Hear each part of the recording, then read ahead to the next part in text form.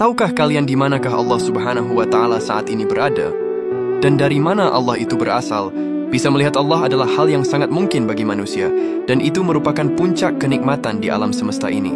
Dalam ajaran Islam, orang-orang mukmin kelak akan diberi kesempatan untuk melihat Allah Subhanahu wa Ta'ala ketika di akhirat.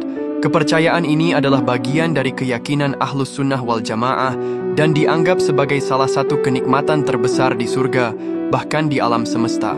Dalam Al-Quran, Allah Subhanahu wa Ta'ala berfirman, "Wajah-wajah orang-orang mukmin pada hari itu berseri-seri. Mereka melihat Tuhannya." Quran Surah Al-Qiyamah ayat 22 hingga 23. Namun untuk di alam dunia, tidak ada satupun manusia yang mampu melihat Allah secara langsung kecuali orang-orang yang dikehendakinya. Bahkan, Nabi Musa saja sampai pingsan ketika baru melihat nur Allah Subhanahu wa Ta'ala.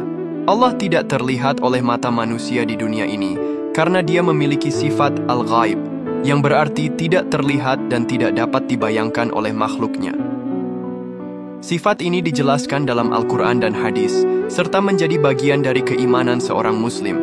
Tuhan seluruh umat manusia ini bukanlah berbentuk seperti manusia, berhala, patung, matahari, atau makhluk dan benda yang ada di alam semesta ini. Sebab, wujud Allah itu berbeda dengan wujud makhluk-makhluknya, dan wujud yang sebenarnya hanya Allah lah yang mengetahuinya. Lalu pertanyaannya, di manakah Allah sekarang berada? Ayat-ayat Al-Quran dan hadis-hadis syahih menjelaskan bahwa Allah itu berada di atas arsy, atau yang sering diartikan sebagai singgasana Allah. Meskipun berada di atas arsy, Allah juga menegaskan bahwa Dia bersama dengan makhluknya dan tidak terpisah dari mereka. Ini berarti Allah mengetahui segala sesuatu yang terjadi pada hamba-hambanya di bumi, dan Dia dekat dengan mereka dalam doa dan ibadah. Oleh karena itu, sebenarnya Allah itu tidak terbatas oleh ruang dan waktu seperti makhluknya. Dia ada tanpa permulaan dan tanpa akhir, dan keberadaannya tidak bisa dibatasi oleh ruang fisik seperti manusia. Ulama Ahlus Sunnah wal Jamaah meyakini bahwa Allah itu berada di atas arsy, namun juga mengetahui segala sesuatu dan sangat dekat dengan hambanya. Lalu pertanyaan selanjutnya, dari manakah Allah itu berasal?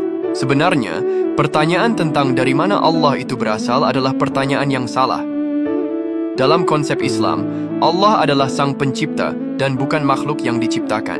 Allah juga bersifat qidam, atau ada tanpa permulaan dan baka kekal abadi, tidak memiliki awal dan tidak memiliki akhir.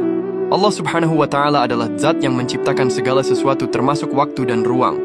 Oleh karena itu, tidak mungkin Allah memiliki awal atau berasal dari sesuatu. Semoga dengan penjelasan ini kita bisa mengenal Allah lebih dekat lagi dan memperkuat iman kita kepada Tuhan pencipta alam ini. Amin. Allahumma sholli ala Sayyidina Muhammad.